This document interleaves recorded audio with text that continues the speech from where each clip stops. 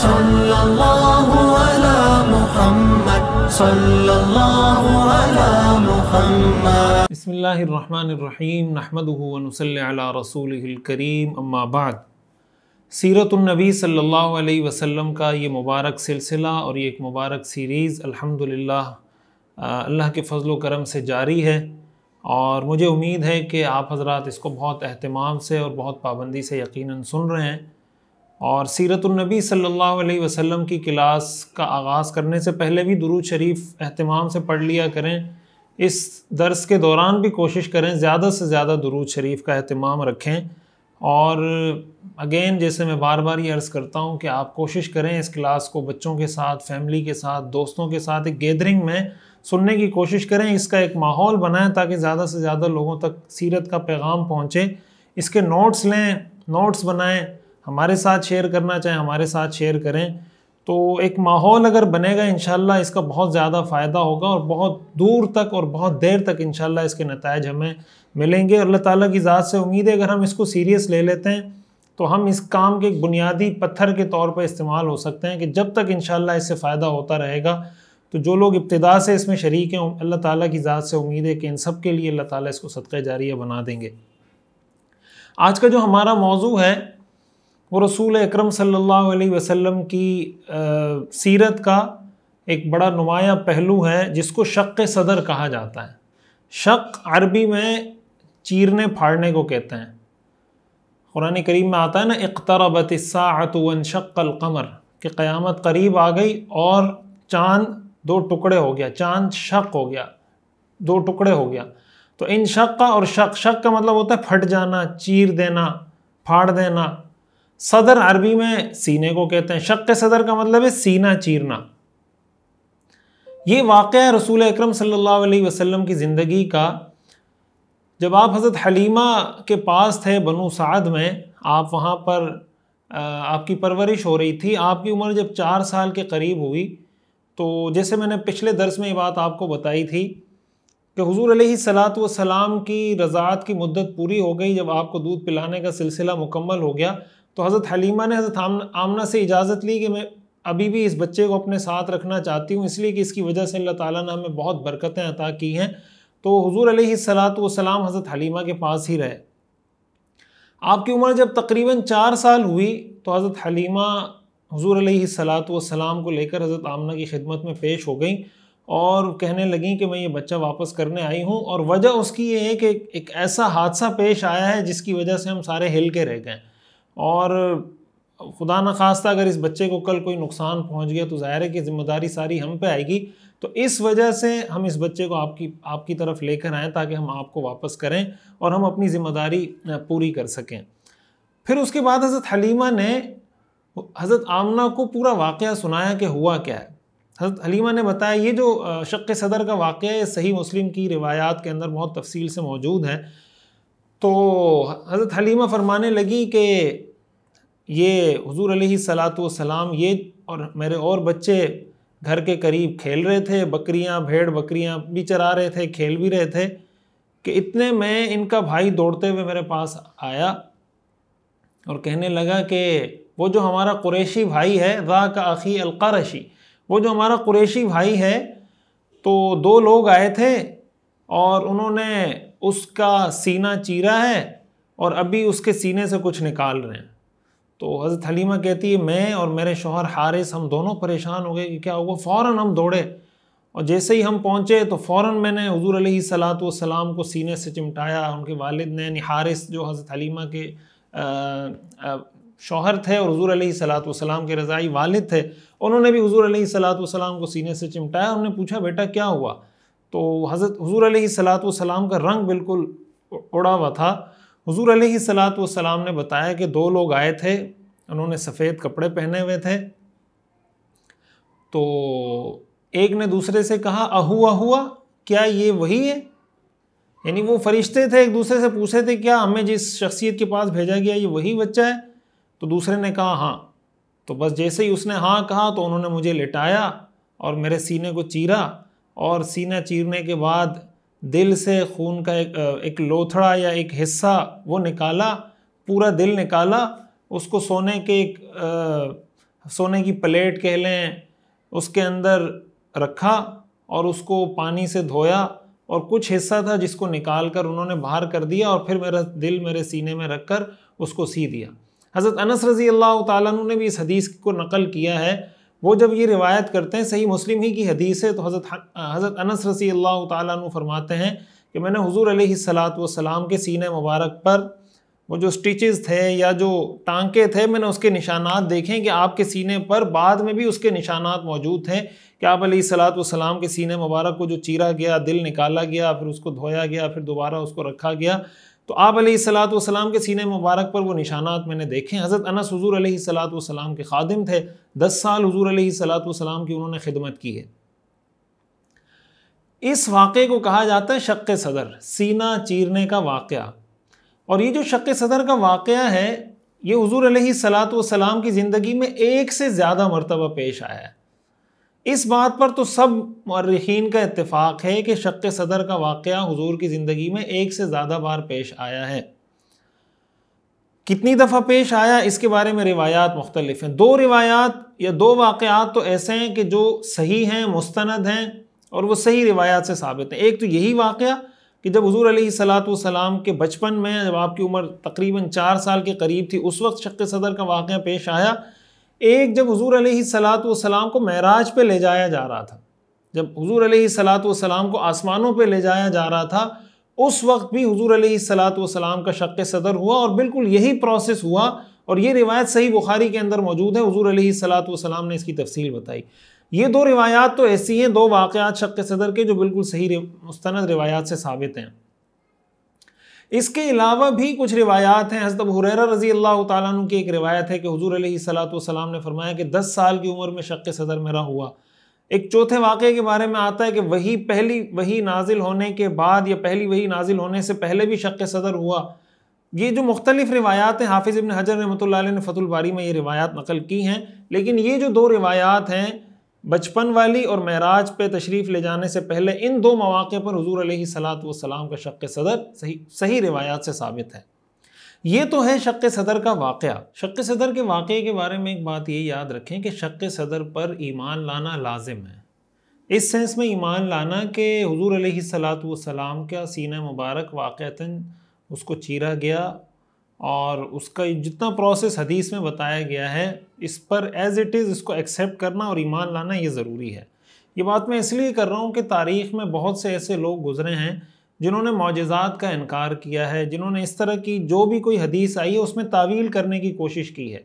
अब शक़्क़े सदर की जो हदीसें हैं, अब उसमें बड़ा वाज़ेह है कि फ़रिश्ते आए, उन्होंने आपके सीने मुबारक को चीरा, फिर दिल निकाला, फिर उसको सोने के बर्तन में रखा, फिर उसको धोया, फिर उससे गोश्त का कुछ हिस्सा निकाला, फिर दोबारा उसको रखा। हत्ता कि हज़रत अनस फरमाते हैं कि मुझे आपके सीने मुबारक पर वो टांकों के और स्टिचेस के निशानात भी नज़र आते हैं।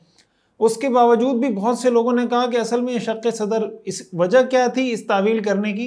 तावील करने की वजह ये थी कि यार ये कैसे हो सकता है, एक ज़िंदा आदमी और आप आएँ और उसका सीना चीरें, दिल निकालें, बाहर रखें, फिर दोबारा फिट कर दें और वो ज़िंदा रहे, ये कैसे हो सकता है?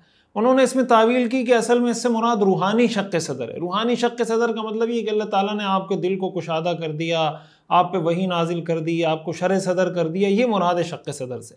इमाम कुर्तुबी रहमहुल्लाह ने उनकी किताब अल-मुफ़हिम और इसी तरह हाफिज़ इब्न हजर रहमतुल्लाह अलैह ने अपनी किताब फ़तहुल बारी में इस पर बहुत तफसील से लिखा है कि जिन लोगों ने ये तावीलात की हैं ये बिल्कुल गलत हैं और शक़्क़े सदर पर ऐसे ही ईमान लाना कि जैसे हदीस में ज़िक्र है, ये ईमान लाना ज़रूरी है। और उमूमन ये गलत फ़हमी उन लोगों को होती रही है पहले भी, और आज के दौर में भी ऐसे लोग मौजूद हैं जो कोई भी ऐसी चीज़ जो खिलाफ आदत हो, खिलाफ आदत का मतलब ये कि जो रूटीन में जो काम ना होता हो, रूटीन से हट के अगर कोई काम हो जाए तो वो ये समझते हैं कि जिस तरह ये काम हम नहीं कर सकते तो अल्लाह ताला की कुदरत में भी मुआज़ल्ला ये चीज़ नहीं है। ज़ाहिर है अल्लाह ताला को हम खुदा समझते हैं, माबूद समझते हैं, खालिक, राज़िक, मालिक और अला कुल्ली शैइन क़दीर समझते हैं कि अल्लाह हर चीज़ पे क़ादिर है, असबाब का पैदा करने वाला भी अल्लाह है।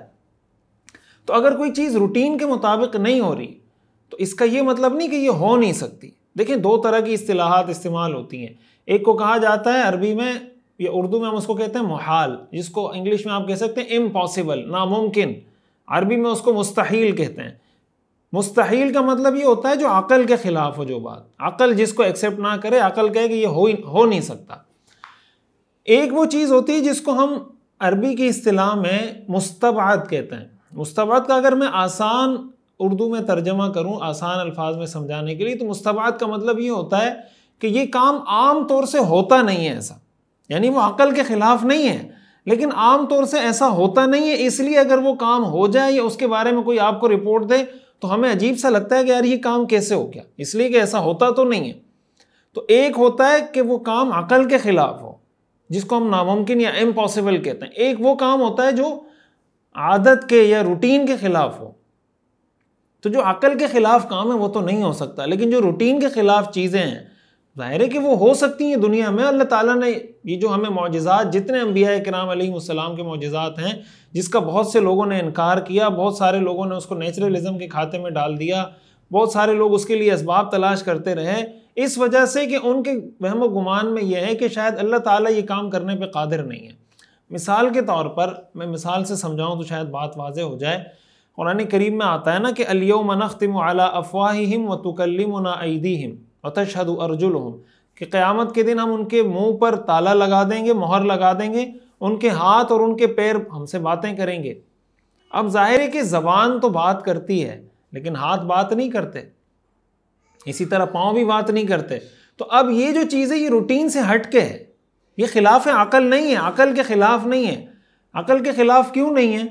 हज़रत थानवी रहमतुल्लाह अलैह के बारे में आता है कि उनसे किसी ने पूछा कि भाई क़यामत के दिन हाथ कैसे बात करेंगे, पाँव कैसे बात करेंगे, हाथ की तो ज़बान नहीं है। तो हज़रत थानवी रहमतुल्लाह अलैह ने फरमाया कि ज़बान की भी तो ज़बान नहीं है।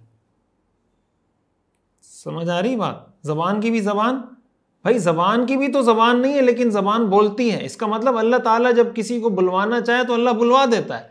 तो हाथ की भी ज़बान नहीं, लेकिन जब अल्लाह इसको ताकत देगा तो ये हाथ बोलेंगे।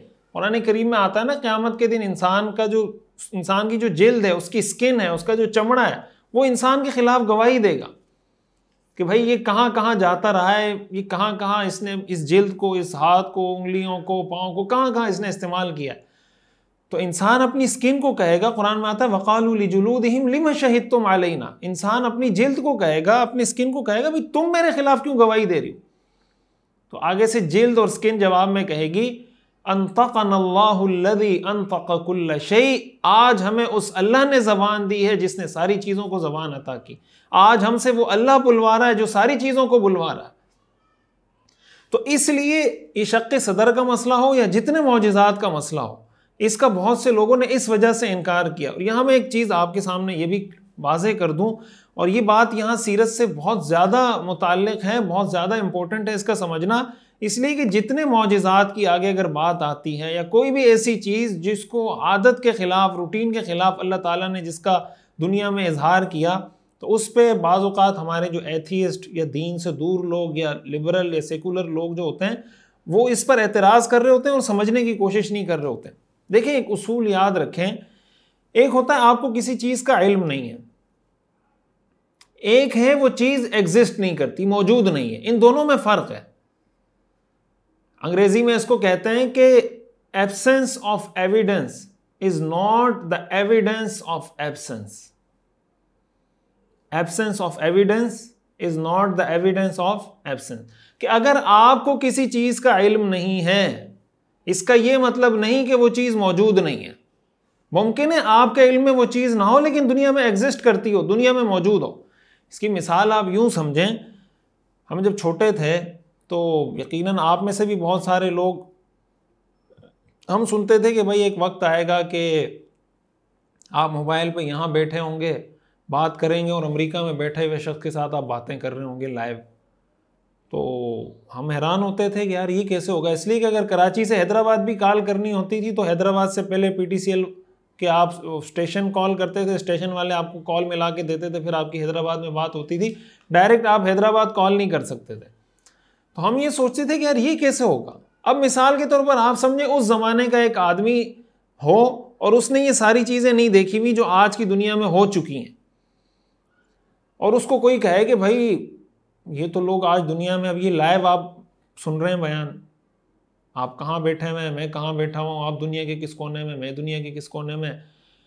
तो अब अगर कोई उसको कहे कि भाई अब तो ऐसे फ़ोन आ गए हैं कि आप डायरेक्ट बातचीत कर सकते हैं, ये कर सकते हैं, तो पता नहीं होलोग्राम और पता नहीं कौन कौन सी टेक्नोलॉजीज आ गई हैं, वो कहे कि नहीं ये कैसे हो सकता है, मैं इसको नहीं मानता, तो क्या अगर वो इस चीज़ को डिनाई करे इस वजह से कि मेरे इल्म में नहीं है, तो उसके डिनाई करने की वजह से या उसका इनकार करने की वजह से वो आप उसको कहेंगे कि हाँ आप बिल्कुल ठीक बात कर रहे हैं, ओके की रिपोर्ट है?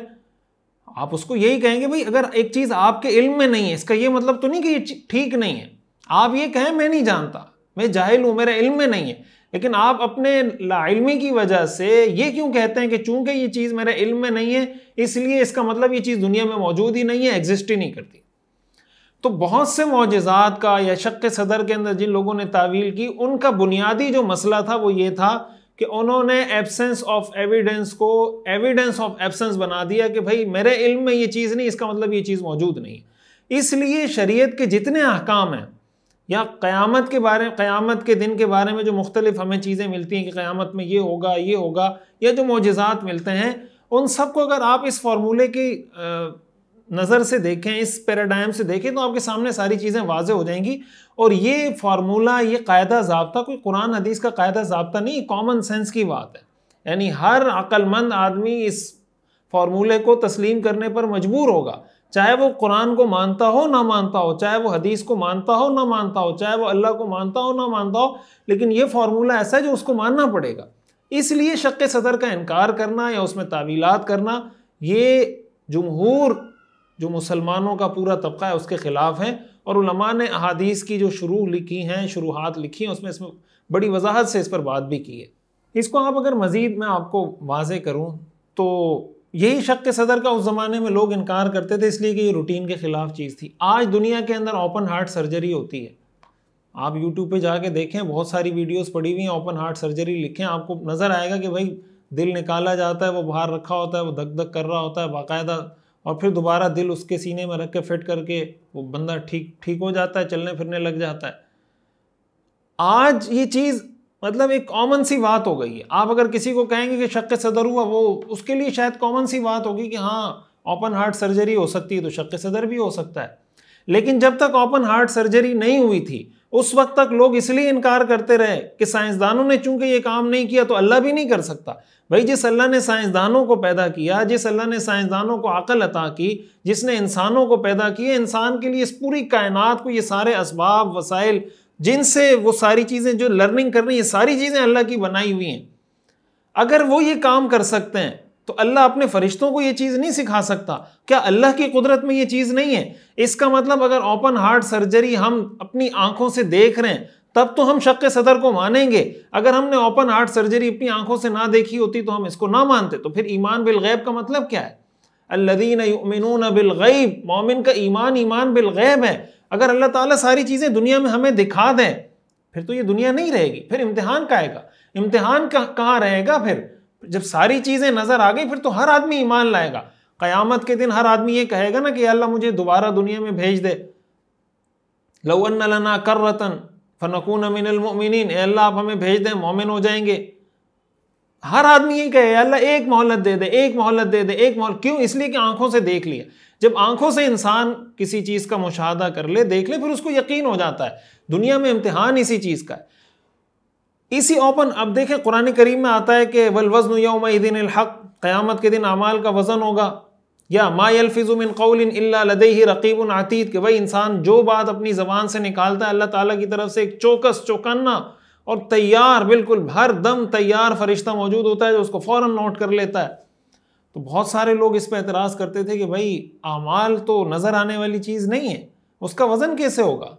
आमाल की तो कोई जिस्म, कोई साख्त नहीं होती, वो तो कोई जगह नहीं पकड़ती, तो उसका वज़न कैसे होगा? भाई वज़न तो किसी ऐसी चीज़ का होता है ना जिसका जिस्म हो।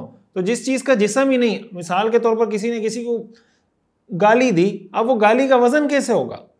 किसी ने नमाज पढ़ी, नमाज का वज़न कैसे होगा? किसी ने रोज़ा रखा, रोज़े का वज़न कैसे होगा? किसी ने हज किया, हज का वज़न कैसे होगा? अब अगर कोई आदमी बात करता है, भाई बात कैसे महफूज हो सकती है? कुरान में अल्लाह ने कहा कि भाई तुम जो भी बातें करते हो वो महफूज हो जाती है। अभी आप ये सारा बयान यूट्यूब पे सुन रहे हैं, हज़ारों वीडियोस यूट्यूब पे पड़ी हुई हैं, लाखों वीडियोस पड़ी हुई हैं, ऑडियो वीडियो सारी चीज़ें महफूज हैं या नहीं? जगह जगह कैमरे लगे हुए हैं, कैमरे की आंख आपको देख रही है, कैमरे में सारी चीज़ें महफूज हो रही हैं। आपकी मेमोरी जो फेसबुक पे आप सारी चीज़ें कर रहे होते हैं, साल बाद फेसबुक रिमाइंड करवा रहा होता है कि फलां तारीख को पिछले साल इस तारीख को आपने ये चीज़ शेयर की हुई थी, सारी चीज़ें आपको फेसबुक रिमाइंड करवा रहा है। ऑडियो वीडियो की मेजरमेंट होती है या नहीं होती? ये सारी चीज़ें आज मेजर हो रही हैं, सारी चीज़ों का आज वजन हो रहा है। उस जमाने में लोगों को इस पर एतराज था कि भाई अल्लाह ने जो ये कहा है कि क़यामत के दिन अमाल का वजन होगा, अमाल का वजन कैसे मुमकिन है, ये तो नहीं हो सकता, इसलिए हम इसको नहीं मानते, तो फिर तावील करने लग जाते थे। लेकिन आज दुनिया यानी हर बच्चा इस बात को जानता है कि सारी चीज़ें महफूज हो जाती हैं, तो हमारे लिए कॉमन सी बात हो गई है। तो बहुत सारी वो चीज़ें जो पिछले ज़माने में लोगों के लिए समझना मुश्किल थी और उसमें वो तावील करते थे, उस वक्त उलमा उनको बताते थे कि भाई अल्लाह का फरमान है, अल्लाह के हबीब का फरमान है, जैसे कहा गया उस पर ईमान ले आएँ, इसमें बिला वजह अपनी तरफ से तावीलें मत करें। अल्लाह ताला हर चीज़ पे कादिर है, तो उनको समझ में बात नहीं आती थी। आप मुझे बताएं कि जिन लोगों ने इन वाक़यात में इस तरह की तावीलात की थी, अगर वो आज जिंदा होते तो क्या वो ये तावील करते? और जिन्होंने ये तावीलात की थी क्या वो सही थे या गलत थे? तो इसलिए ये उसूली बात हमेशा याद रखें कि कुरान हदीस से सही जो मुस्तनद ज़रिया है दीन का, अगर उस ज़रिए से हमें किसी बात के बारे में इल्म हो जाता है कि ये काम यूँ होगा, तो बस फिर मुसलमान का काम ये कि वो अपना सर झुका ले कि जब अल्लाह ने कह दिया सो कह दिया, मेरा इस पर ईमान है। यही एक मोमिन की निशानी होती है। कुरान करीम में आता है ना, अल्लाह ताला इरशाद फरमाते हैं फतुमिनून बिबाज़िल किताबि व तकफुरून बिबाज़, क्या तुम किताब के बाज़ हिस्से पर ईमान लाते हो, बाज़ का इनकार कर देते हो। फमा जज़ाउ मन यफ़अलु ज़ालिका मिनकुम इल्ला ख़िज़्युन फ़िल हयातिद दुनिया, ऐसे लोगों की सज़ा सिवाय इसके कुछ नहीं कि दुनिया में रुसवा हों। व यौमल क़ियामति युरद्दून इला अशद्दिल अज़ाब, और क़यामत के दिन सख्त तरीन अज़ाब में उनको डाला जाए। ये किन लोगों की सज़ा है?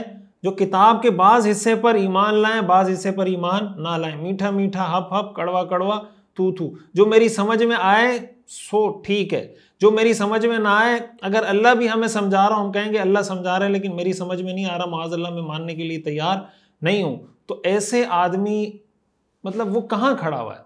कुरान करीम में आता है ना, खलक़कुम फमिनकुम काफिर वमिनकुम मुमिन, भाई कोई मोमिन है कोई काफिर है। अब जो आदमी कहता है मैं कुरान के आधे हिस्से को मानता हूँ आधे को नहीं मानता, या जनाब मैं हदीस के एक हिस्से को मानता हूँ दूसरे हिस्से को नहीं मानता, तो ये तो समझो कोई बीच की कोई मखलूक है, बीच की कोई चीज़ है, ना इस तरफ है ना इस तरफ है। तो भाई आदमी को इस तरफ हो जाना चाहिए या इस तरफ हो जाना चाहिए।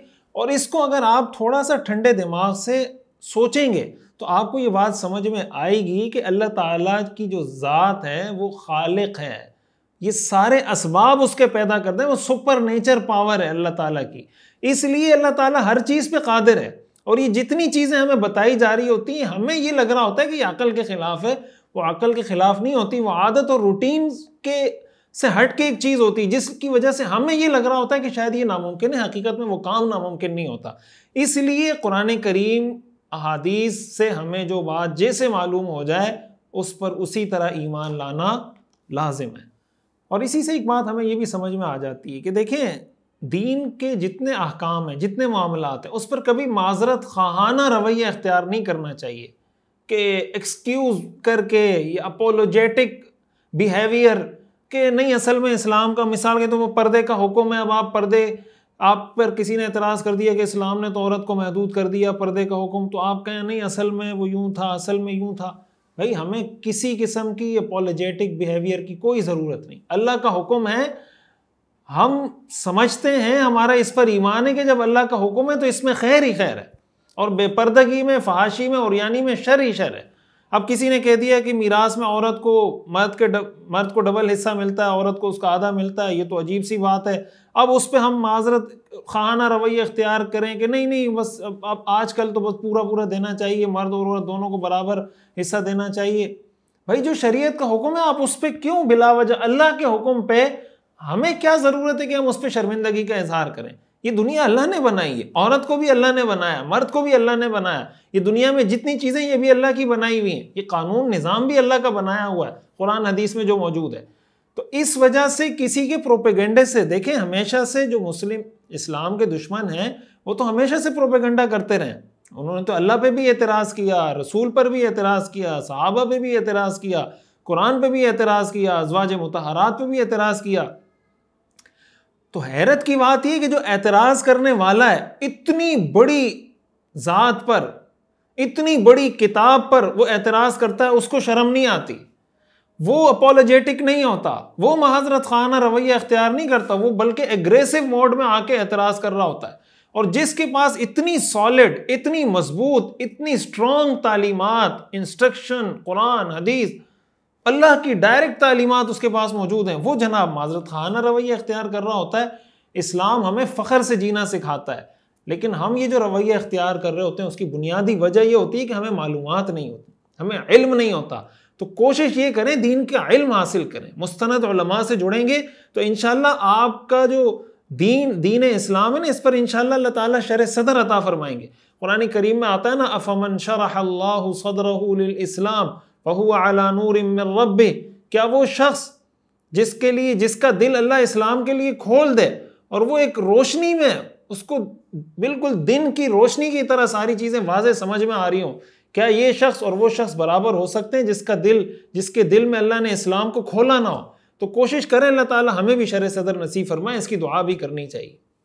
अब थोड़ा हम इस बात की तरफ आते हैं कि जो शक़ सदर का वाक़या, इससे हमें सीखने को क्या मिलता है या इसमें हिकमतें क्या हैं। देखिए, अंबिया किराम अलैहिमुस्सलाम मासूम होते हैं। मासूम होने का मतलब ये कि नबूवत मिलने से पहले भी वो किसी शिरक में, किसी जो कबीरा गुनाह जिनको हम कहते हैं ना, ऐसे किसी गुनाह में ना वो नबूवत मिलने से पहले मुब्तला होते हैं, और नबूवत मिलने के बाद तो वैसे ही इन सारी चीज़ों से वो पाक होते हैं। हुज़ूर अलैहिस्सलातु वस्सलाम ज़ाहिर है अल्लाह के पैगम्बर हैं, अल्लाह के आखिरी नबी हैं। अल्लाह ताला ने हुज़ूर अलैहिस्सलातु वस्सलाम को ख़ातमुन नबिय्यीन बनाया है। तो रूहानी तौर पर तो अल्लाह ताला ने हुज़ूर अलैहिस्सलातु वस्सलाम को मासूम बनाया। ये जो ज़ाहिरी तौर पर शक़ सदर का पूरा वाक़या पेश आया, इससे दुनिया को भी एक मैसेज दिया गया कि भाई ये जो बच्चा है ये आम बच्चा नहीं है, एक्स्ट्रा ऑर्डिनरी है। इसलिए कल को अगर इसकी तरफ से कोई दावा होता है, गोया एक साइन है, एक निशानी है। भाई उस ज़माने के एतबार से तो ये अजीब सी बात थी ना कि बच्चा है, उसका सीना चीरा गया, दिल निकाला गया, फिर दोबारा फिट किया गया, बच्चा माशाल्लाह फिर से बिल्कुल फिट है, और वो उसके निशानात भी उनके सीने पर मौजूद हैं। हुज़ूर अलैहिस्सलातु वस्सलाम के सीने पर वो निशानात मौजूद थे। दुनिया को एक पैगाम था, एक साइन था, एक मैसेज था, एक सिंबल था कि भाई ये जो बच्चा है, ये इसकी जो शख्सियत है बहुत गैर मामूली शख्सियत है, ताकि लोगों के लिए एक्सेप्ट करना, ईमान लाना आसान हो जाए। और एक उसके लिए एक ज़ाहिरी ये काम अल्लाह ताला इसके बग़ैर भी कर सकते थे, यानी अल्लाह ताला इसके बग़ैर भी ये सब कुछ कर सकते थे, लेकिन ये सारी चीज़ें प्रैक्टिकली हिस्सी तौर पर दुनिया में लोगों की नज़रों के सामने हुई ताकि लोगों को इसका पता भी चल जाए। और रूहानी पाकीज़गी तो पहले से हासिल है, जो हिस्सी या जिस्मानी पाकीज़गी है उसका मैसेज भी लोगों को चला जाए। कुरान करीम में अल्लाह ताला का इरशाद है, अलम नशरह लक सदरक, क्या हमने तुम्हारे सीने को कुशादा नहीं कर दिया? तो ये जो सीने का कुशादा करना है रूहानी तौर पर, तो अल्लाह ताला ने हुजूर के सीने को यूं कुशादा किया कि आपको वही की तालीमात अता की, आप पर अल्लाह ताला ने अपनी वही नाजिल की। और ज़ाहिरी तौर पर भी अल्लाह ताला ने हुजूर अलैहिस्सलातु वस्सलाम के सीने मुबारक को खोला। शर सदर सीना खोलने को भी कहते हैं। तो ये आयत पूरी तरह हुजूर अलैहिस्सलातु वस्सलाम पर फिट आती है कि रूहानी तौर पर भी हुजूर का शर सदर हुआ और जिस्मानी तौर पर भी हुजूर अलैहिस्सलातु वस्सलाम का शर सदर हुआ। इससे दुनिया को भी ये पैगाम गया कि ये शख्सियत गैर मामूली शख्सियत है, ताकि लोगों के लिए उसका एक्सेप्ट करना आसान हो। खुद हुजूर अलैहिस्सलातु वस्सलाम को भी इससे एहसास हो कि जब वो बड़े हों तो उनको भी इसका पता हो, और कल को जब अल्लाह ताला नबूवत अता करें तो उनको भी ये पता हो कि मेरे साथ इस तरह के कुछ गैर मामूली वाक़यात पेश आए हैं। अच्छा, यहाँ पर शक़ सदर की जब वाक़यात बयान किए जाते हैं तो इसमें एक लफ्ज़ हदीस में इस्तेमाल हुआ, इख़राज हज़्ज़ शैतान मिन, कि शैतान का हज़्ज़ हिस्से को कहते हैं, शैतान को कहते हैं इख़राज निकालने को कहते हैं, कि शैतान का हिस्सा निकाल दिया गया। अब ये जो लफ्ज़ है इसके बारे में मुहद्दिसीन ने बहुत तफसील से बहस की है। मैं सिर्फ इस हद तक मुख्तसर अंदाज में बात करूँगा जो मतलब एक आम लोगों की, आप लोगों की समझ में आ जाए। बहुत ज़्यादा जो इल्मी गहराई वाली बातें वो इसमें मैं नहीं करूँगा। तो इसका मतलब क्या है? ज़ाहिर है अम्बिया मासूम होते हैं, नबूवत मिलने से पहले भी मासूम होते हैं, नबूवत मिलने के बाद भी मासूम होते हैं। तो इख़राज व हज़्ज़ शैतानी मिन्हु का मतलब क्या है? तो बाज़ उलमा ने इसके बारे में लिखा है कि हुजूर अलैहिस्सलातु वस्सलाम के दिल में, ज़ाहिर वमा अरसलनाका इल्ला रहमतल लिल आलमीन, लक़द जाअकुम रसूलुम मिन अनफुसिकुम अज़ीज़ुन अलैहि मा अनित्तुम हरीसुन अलैकुम बिल मुमिनीना रऊफ़ुर रहीम। आप रऊफ़ भी हैं, रहीम भी हैं, रहमतुल लिल आलमीन भी हैं। तो आपके दिल में अल्लाह ताला ने सबके लिए रहमत डाल दी थी, और ये रहमत आपके दिल में शैतान के लिए भी थी। जब सब मखलूक़ात के लिए थी तो शैतान के लिए भी आपके दिल में रहमत थी। तो अल्लाह ताला ने इस शक़्क़ सदर के ज़रिए शैतान के लिए जो आपके दिल में रहमत के जज्बात थे वो निकाल दिए। ये मतलब है कि शैतान का जो हिस्सा था वो उससे निकाल दिया गया। और इसकी ताबीर उलमा यूँ करते हैं कि दो तरह के अल्फाज इस्तेमाल होते हैं। एक है इखराज हज़्ज़ शैतानी मिन्हु, एक इस्तेमाल होता है इखराज हज़्ज़ शैतानी फ़ीही। तो ये फ़ीही का लफ्ज़ अरबी में इस्तेमाल नहीं हुआ, मिन्हु का लफ्ज़ इस्तेमाल हुआ है। तफसील इसकी उलमाए किराम समझ सकते हैं। तो एक वजाहत या एक इसकी तशरीह यह है कि आप अलैहिस्सलातु वस्सलाम के दिल में जो रहमत के जज्बात शैतान के लिए थे, जैसे सारी मखलूक़ात के लिए थे, वो हिस्सा निकाल दिया गया ताकि शैतान के लिए आपके दिल में कोई रहमत ना आए। एक और जवाब या इसकी बेहतरीन वजाहत और तशरीह अल्लामा तक़ीउद्दीन अस्सुब्की रहमहुल्लाह ने की है। बहुत अच्छी वजाहत उन्होंने इस हदीस की है, और वो कुरान करीम, अहादीस और नुसूस के बहुत करीब भी मालूम होती है। उन्होंने लिखा है कि देखें, इंसान के दिल में जैसे इंसान के जिस्म में गोश्त है, चर्बी है, खून है, वगैरह वगैरह, जो भी इंसान के जिस्म के अज्जा हैं, इसी तरह इंसानी जिस्म में एक ऐसा हिस्सा भी होता है जो शैतानी वसाविस को कबूल करने के लिए, आप समझे, एक महल होता है, एक मरकज़ होता है, सेंटर होता है, जहाँ से वो उसको कबूल कर रहा होता है। इसको अगर दूसरे अल्फाज में मैं समझाऊं, देखें, कोई भी काम जब होता है ना, उसमें दो तरह के फैक्टर होते हैं। एक को अरबी में कहते हैं फ़ाइल, फ़ाइल का मतलब एजेंट, काम करने वाला, और एक को कहते हैं काबिल। काबिल का मतलब होता है जिसमें रिसेप्टिवनेस हो, जो रिसेप्टर हो, रिसेप्टिवनेस होनी चाहिए उसमें।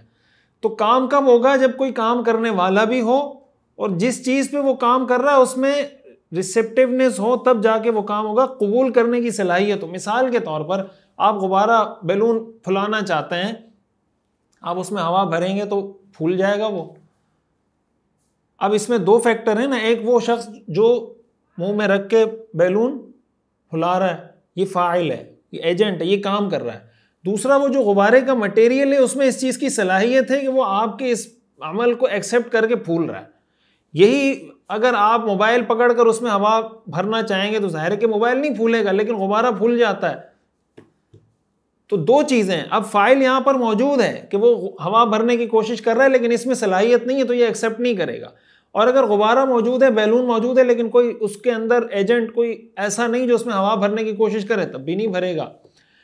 हुजूर अलैहिस्सलातु वस्सलाम पर शैतान का असर तो पहले इस वजह से भी नहीं हो सकता था कि शैतान बतौर फ़ाइल के आप पे असर अंदाज नहीं हो सकता था, लेकिन वो जो रिसेप्टिवनेस है कि इंसान के दिल में जहाँ खैर के जज्बात आते हैं, वहाँ खैर के अलावा जो जज्बात हैं वो भी इंसान के दिल में आ सकते हैं। शैतान वसवसा डाल सकता है।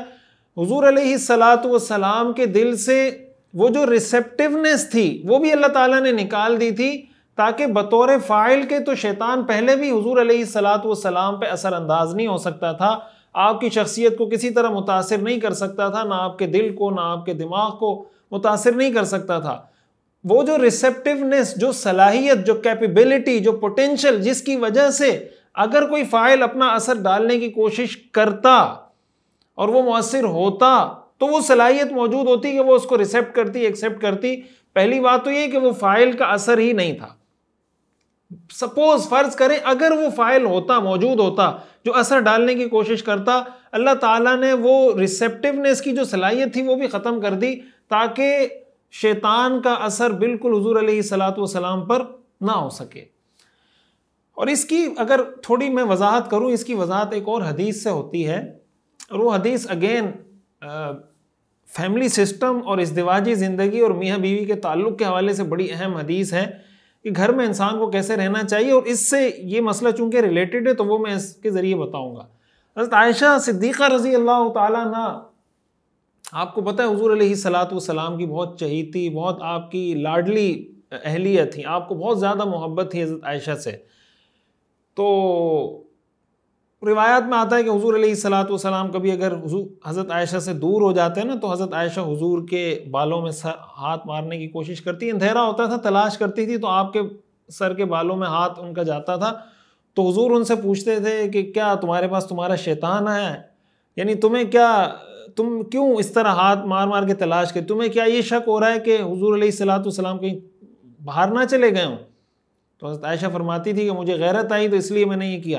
हज़रत आयशा फरमाती एक रात में सोई हुई थी, हुजूर अलैहिस्सलातु वस्सलाम निकल कर जन्नतुल बकी तशरीफ़ ले गए। आप कभी कभी बकी तशरीफ़ ले जाते थे, वहाँ के जो लोग मदफून हैं उनके लिए आप दुआ फरमाया करते थे।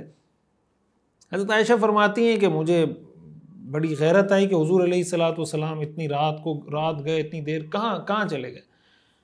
तो बाज़ रिवायत से ही मालूम होता है कि हज़रत आयशा निकली और फिर वहाँ पीछे पीछे हुजूर अलैहिस्सलातु वस्सलाम के जाती रहीं कि हुजूर कहाँ जा रहे हैं, और फिर जब हुजूर को देखा बकी तशरीफ़ ले गए, फिर वापस आके हुजरे में आराम से लेट गई, लेकिन उनका सांस फूला हुआ था। जब हुजूर अलैहिस्सलातु वस्सलाम आए, हुजूर अलैहिस्सलातु वस्सलाम को अंदाज़ा हो गया कि हज़रत आयशा परेशान है, या तो उनका सांस देखा कि फूला हुआ है, अंदाज़ा हो गया।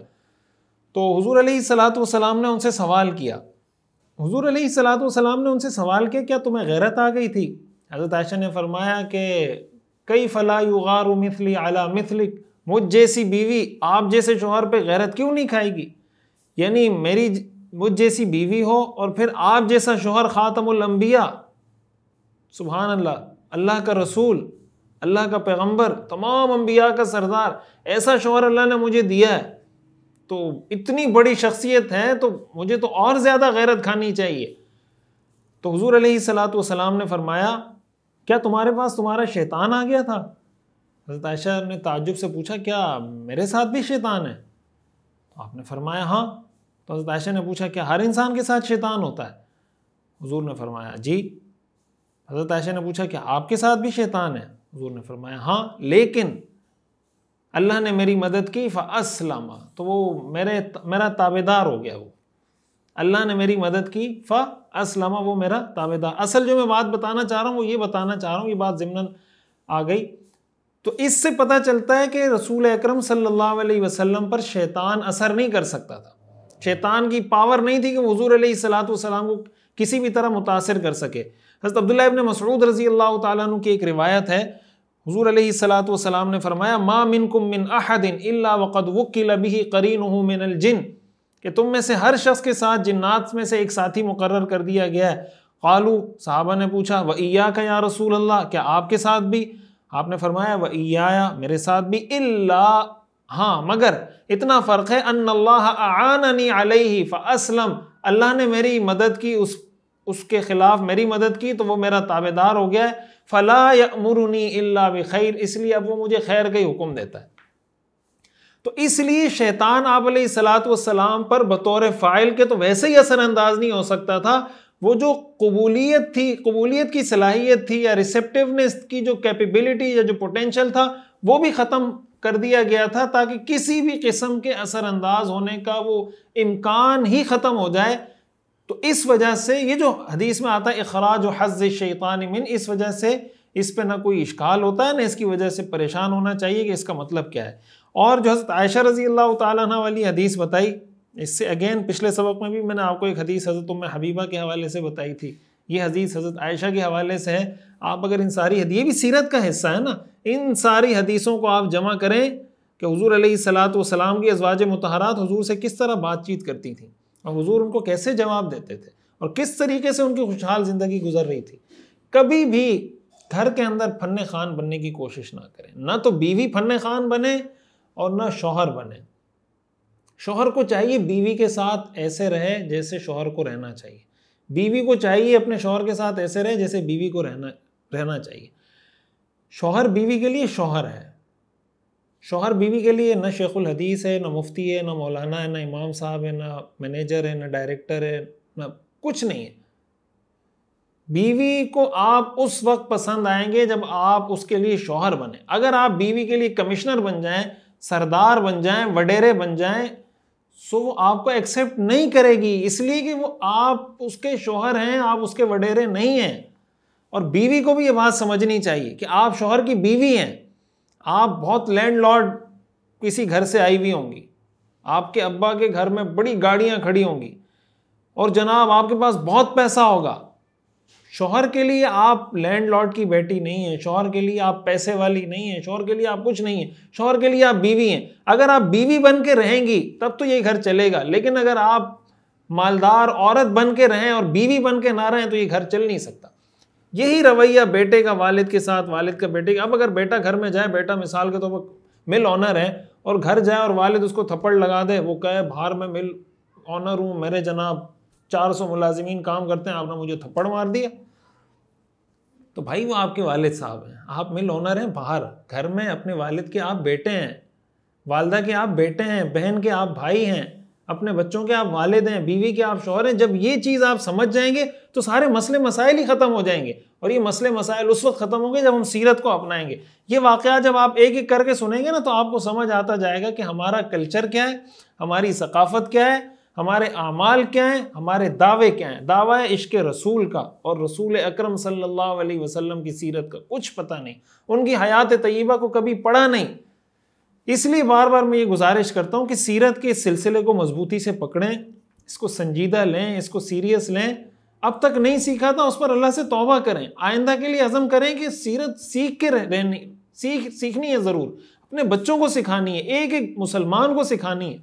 अगर हम ये सीख जाते हैं ना तो आपको खुद शायद आहिस्ता आहिस्ता भी अंदाज़ा होना शुरू होगा कि तमाम मसाइल का हल अल्लाह ताला ने इसमें रखा है। और सीरत के अंदर जो बहुत बड़ा फ़ायदा आपको इससे होगा, कुरान करीम की बहुत सी आयात की आपको उस वक्त तक तशरीह समझ में नहीं आ सकती जब तक सीरत के ये वाक़यात आपके सामने ना हो। ये तारीख़, ये जोग्राफिया, ये सीरत सामने होगी तो कुरान की आयत जब आप पढ़ेंगे आपको मज़ा आएगा कि यार हाँ ये मतलब है असल में आयत का। तर्जमा पढ़ने से थोड़ी आपको वो मज़ा आएगा।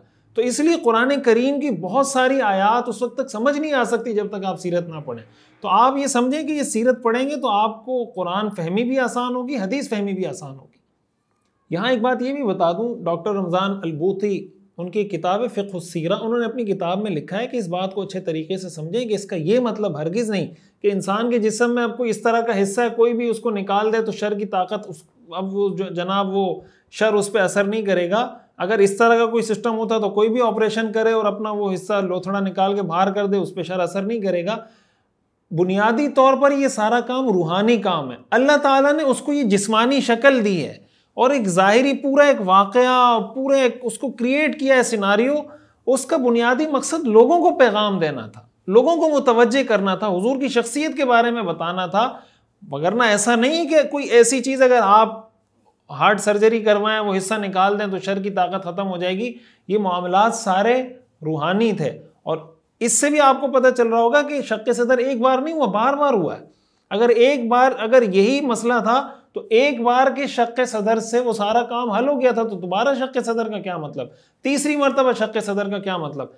तो इसलिए अल्लाह ताला ने ज़ाहिरी शक्ल इसको दी ताकि सारी दुनिया को इसका पैगाम जाए, हुजूर अलैहिस्सलातु वस्सलाम की शख्सियत के बारे में लोगों को पता चले। शक्के सदर के वाक़े से हमें एक अहम सबक मिलता है, वो ये कि दिल की इस्लाह कितनी ज़रूरी है। दिल की इस्लाह, नफ्स की इस्लाह कितनी ज़रूरी है, तज़किया नफ्स। हुजूर अलैहिस्सलातु वस्सलाम का शक्के सदर एक बार नहीं बार बार हुआ। ये भी समझ में आता है कि दिल की सफाई ऐसी चीज़ है जो बार बार आपको करनी पड़ेगी, दिल की इस्लाह बार बार करनी पड़ेगी। बाज़ औक़ात ये होता है आदमी काम शुरू करता है, बड़ी अच्छी नीयत से शुरू करता है, लेकिन बीच में उसकी नीयत ख़राब होना शुरू हो जाती है। शुरू में नीयत बड़ी परफेक्ट होती है, बीच में नीयत ख़राब होना शुरू हो जाती है। तो दिल की सफाई बार बार करनी पड़ेगी। हदीस शरीफ में आता है ना, इन्नमल अअमालु बिन्नियात व इन्नमा लिकुल्लि इम्रिइन मा नवा। अमाल का दारो मदार नीयत पर है, हर इंसान को वो मिलेगा जिसकी उसने नीयत की। अब एक आदमी नमाज पढ़ रहा है, उसको उस नमाज पे सवाब मिल रहा होता है, उसी तरह की नमाज दूसरा आदमी पढ़ रहा होता है, उसको उस नमाज पे गुनाह मिल रहा होता है। फ़र्क किस चीज़ का है? उसने भी वुज़ू किया, इसने भी क़ियाम किया, तिलावत की, सूरत पढ़ी, रुकू किया, सुभान रब्बियल अज़ीम, सुभान रब्बियल आला, तहिय्यात, दुरूद शरीफ, सब कुछ किया। एक को सवाब मिल रहा है, एक को गुनाह मिल रहा है। या अगर सवाब मिल रहा है, हो सकता है एक को इतना सवाब मिल रहा है, दूसरे को इतना सवाब मिल रहा है उसी नमाज पे, तीसरे को इतना सवाब मिल रहा है, चौथे को इतना ज़्यादा सवाब मिल रहा है उसी एक नमाज पे। फ़र्क किस चीज़ का है? फ़र्क नीयत का है। तो नीयत ऐसी चीज़ है कि इसकी इस्लाह को बार बार करनी पड़ेगी। हदीस शरीफ में आता है ना, रसूलुल्लाह सल्लल्लाहु अलैहि वसल्लम ने इरशाद फरमाया, अला इन्न फिल जसदि मुज़ग़ा, कान खोल के ये बात सुन लो कि जिस्म में एक गोश्त का लोथड़ा ऐसा है, इदा सलुहत सलुहल जसदु कुल्लु, जब वो ठीक हो जाता है सारा जिस्म ठीक हो जाता है। व इदा फसदत फसदल जसदु कुल्लु, और जब वो खराब होता है सारा जिस्म खराब हो जाता है। अला वहियल क़ल्ब, वो दिल है। जब दिल ठीक होता है सारा जिस्म ठीक होता है। जब दिल में फसाद आता है सारा जिस्म फासिद हो जाता है। दिल की इस्लाह के अंदर दो चीज़ें बड़ी अहम है। एक है नीयत की इस्लाह, खुसूसन जब इंसान दीन का कोई काम कर रहा हो। सीरत का लेक्चर आप सुन रहे हैं, किस नीयत से सुन रहे हैं? आपकी नीयत क्या थी? मैं सीरत का लेक्चर दे रहा हूँ, मैं किस नीयत से दे रहा हूँ? बार बार दिल को आप मुतवज्जो, एक तो ये होता है ना कि गैर इख्तियारी तौर पे वसवसे आते हैं, शैतान परेशान करने की कोशिश करता है, उसका तो कोई एतबार नहीं है। लेकिन जानबूझ के इंसान दिल में ऐसी नीयत बना रहा हो कि काम मैं इसलिए कर रहा हूँ, इसलिए कर रहा हूँ, तो सारे काम ही तबाह हो जाते हैं, सारे काम ही बर्बाद हो जाते हैं। और ये शायद गुफ्तगू में या बात करने की हद तक बहुत आसान है, लेकिन हमारे उलमा, अकाबिर, बुज़ुर्ग वो ये फरमाते हैं कि मरते मरते भी इंसान के दिल की इस्लाह बड़ी मुश्किल से होती है। वो एक शेर है ना कि आईना बनता है रगड़े लाख जब खाता है दिल, आईना बनता है रगड़े लाख जब खाता है दिल, कुछ न पूछो दिल बड़ी मुश्किल से बन पाता है दिल, कुछ न पूछो दिल बड़ी मुश्किल से बन पाता है दिल। वो एक शेर है कि तौबा मेरी जाम शिकन, जाम मेरा तौबा शिकन, सामने मेरे ढेर है टूटे हुए पैमानों के। कभी तौबा करता हूँ जाम तोड़ देता हूँ, कभी जाम उठाता हूँ तौबा तोड़ देता हूँ, तो सामने कुछ बहुत सारी तौबा भी टूटी पड़ी हैं, बहुत सारे जाम भी टूटे पड़े हैं। तो ये बार बार करना पड़ेगा, बार बार करना पड़ेगा। हमारे यहाँ बहुत सारे लोग इसको बहुत ईजी ले लेते हैं। किसी को अगर कहें ना भाई दिल की इस्लाह का क्या मतलब? दिल की जो बीमारी, एक तो नीयत ठीक होनी चाहिए, दूसरे नंबर पर जो दिल की बीमारियां हैं, बुग़्ज़ है, हसद है, कीना है, तकब्बुर है, रियाकारी है, बदगुमानी है, दूसरों के लिए बुरा सोचना है, अपनी बड़ाई, अपने आप को बड़ा समझना, ये सारी दिल की बीमारियां हैं। कबीरा गुनाह है, तकब्बुर कबीरा गुनाह है, हसद कबीरा गुनाह है, किसी से बुग़्ज़ रखना कबीरा गुनाह है। हदीस में आता है इन्नल हसद ला याकुलुल हसनात कमा ताकुलुन नारुल हतब, हसद गुनाहों को ऐसे ख़त्म कर देता है जैसे आग लकड़ियों को ख़त्म कर देती है। तकब्बुर, अल्लाह ताला तकब्बुर करने वाले को पसंद नहीं करते। हदीस में आता है अल किब्रिया रिदाई, तकब्बुर मेरी चादर है, जो मेरी चादर मुझसे छीनने की कोशिश करेगा मैं उसको चीर के रख दूंगा। अल्लाह ताला को तकब्बुर करने वाला इंसान पसंद नहीं। तकब्बुर का क्या मतलब होता है? गम्तुन नास व वतरुल हक, लोगों को अपने से कमतर समझना और हक बात मालूम हो जाए, हक बात मालूम होने के बावजूद उसको ठुकरा देना, इसको तकब्बुर कहा जाता है। किसी के लिए दिल में बुग़्ज़ रखना, हसद, कीना, ये बहुत बड़े गुनाह हैं। दिल इन बीमारियों से कैसे पाक होंगे? इसके लिए मेहनत करनी पड़ेगी बार बार। और इसका जो सबसे बेहतर तरीका है वो ये कि किसी अथेंटिक मुस्तनद अल्लाह वाले के पास जाकर उससे इंसान अपना इस्लाही ताल्लुक़ कायम करे और कोशिश करे कि उनसे अपने अहवाल शेयर करके उनको बताता रहे कि भाई मेरे ये मसले मसाइल है, मैं इसको कैसे हल कर सकता हूँ। मेरे दिल में किसी के लिए बुग़्ज़ है, मैं ये बुग़्ज़ कैसे निकाल सकता हूँ। मेरे दिल में तकब्बुर की बीमारी है, मैं इसको कैसे ख़त्म कर सकता हूँ, कैसे ओवरकम कर सकता हूँ। इसके लिए जब कोशिश शुरू करेंगे तब जाके आहिस्ता आहिस्ता ये मसाइल हल होना शुरू होंगे। हमारे यहाँ तो एक बहुत बड़ा मसला ये है कि अब तो लोग खानकाहों में भी दुनियादारी के लिए जाते हैं, बैत भी दुनियादारी के लिए करते हैं। बहुत सारे लोग किसी अल्लाह वाले के हाथ पे इसलिए बैत करते हैं कि इस अल्लाह वाले के हाथ पे बैत करूँगा तो इसके बहुत सारे मुरीदीन हैं, बहुत सारे जानने वाले हैं, तो वो सब मुझे भी जान जाएंगे कि ये भी हमारे हज़रत के मुरीद हैं, ये भी हमारे हज़रत के खलीफा हैं। तो जनाब जो मेरे दुनियावी मफादात हैं वो मुझे इनसे हासिल होते रहेंगे, इनके साथ कारोबार करूँगा, ये करूँगा, फलां करूँगा। तो इस्लाह का मकसद था, खानकाह जाने का मकसद था कि अपने दिल से दुनिया की मोहब्बत निकालें, अपनी नीयत ठीक करें। वो जिस जगह अपनी नीयत ठीक करने के लिए जाना था उसी में नीयत ख़राब हो गई, तो वहाँ क्या जाके इस्लाह होगी। तो ये जो हमारे यहाँ शोहरत पसंदी, शोहरत तलबी और यानी तरह तरह की चीज़ें हैं, तो खानकाह जाने का मकसद किसी अल्लाह वाले के पास जाने का ये मतलब नहीं कि आप कोई मखसूस हुलिया इख्तियार करें, आपकी कोई मखसूस कोई प्रोटोकॉल होना चाहिए। आम इंसानों की तरह बुजुर्ग बनना आसान काम है, हमारे उलमा ने लिखा है इंसान बनना मुश्किल है। जो सही नेक आदमी होता है ना, वो बुजुर्ग नहीं होता, वो इंसान होता है। इंसान का मतलब ये उसके मामलात, किरदार, करेक्टर, इबादत, सारी चीज़ें सेट होती हैं। बाज़ औक़ात बुजुर्ग का मतलब जो सही बुजुर्ग है उनकी बात नहीं कर रहा। हमारे यहाँ जो बुजुर्ग आम तौर से जिनको हम समझ रहे होते हैं मुआशरे में, वो शक्ल व शबात से तो बुजुर्ग होते हैं, हरकतें उनकी बुजुर्गों वाली नहीं होती। तो इसलिए इस चीज़ को देखना चाहिए कि मुस्तनद अहले इल्म, मुस्तनद उलमा जिन लोगों पर एतमाद करते हैं कि भाई ये ऐसी शख्सियत है कि अगर आप इनके साथ अपना इस्लाही ताल्लुक़ रखें तो आपको अल्लाह ताला, उम्मीद है कि अल्लाह ताला आपके मसाइल हल कर दे, आपकी अल्लाह ताला दिल की इस्लाह फरमा दे। तो इसकी कोशिश हमें करनी चाहिए। तो आज के सबक का अगर मैं ख़ुलासा बताऊं कि शक़ सदर का वाक़या हुज़ूर अलैहिस्सलातु वस्सलाम की ज़िंदगी में पेश आया, एक से ज़ायद मरतबा पेश आया, और हुज़ूर अलैहिस्सलातु वस्सलाम के साथ ये जो शक़ सदर का मामला है ये जिस्मानी तौर पर पेश आया, सिर्फ रूहानी तौर पर पेश नहीं आया। और किसी भी वाक़या जब कुरान हदीस से कोई वाक़या साबित हो जाए तो उस पर हमें कोई माज़रत ख़ाना रवैया इख्तियार करने के बजाय उसको एज़ इट इज़ एक्सेप्ट करना चाहिए। और कुरान हदीस के किसी हुक्म को इस वजह से रिजेक्ट करना कि ये चीज़ मेरी समझ में नहीं आ रही, ये खिलाफ शरीयत काम है, खिलाफ शरीयत भी है और बिल्कुल इर्रेशनल और खिलाफ अक़ल भी है, इसलिए इस चीज़ से भी अपने आप को बचाना चाहिए। और शक़ सदर के वाक़े से हमें जो सबक सीखने को मिलता है, सबसे अहम सबक सीखने को ये मिलता है कि दिल की इस्लाह ज़रूरी है और बार बार ज़रूरी है। और दिल की इस्लाह का मतलब बुनियादी तौर पर अपनी नीयत ठीक करना और अपने दिल की जो बीमारियां उससे अपने आप को बचाने की कोशिश करना और उसके लिए मुसलसल स्ट्रगल करना है। अल्लाह ताला हमें समझने की और अमल करने की तौफीक अता फरमाए। व आखिरु दावाना अनिल हम्दुलिल्लाहि रब्बिल आलमीन। सीरतुन नबी सल्लल्लाहु अलैहि वसल्लम का मुकम्मल और जामे और कम्प्रिहेंसिव कोर्स देखिए हर इतवार की रात 10 बजे पाकिस्तानी वक्त के मुताबिक हमारे ऑफिशियल यूट्यूब चैनल मुफ्ती रशीद ऑफिशियल पर। इस कोर्स में इंशाअल्लाह आप अपने पैगम्बर सल्लल्लाहु अलैहि वसल्लम की मुकम्मल जिंदगी के बारे में जान सकेंगे। खुद भी जुड़ें, अपनी फैमिली को, बच्चों को, दोस्तों को भी जोड़िए।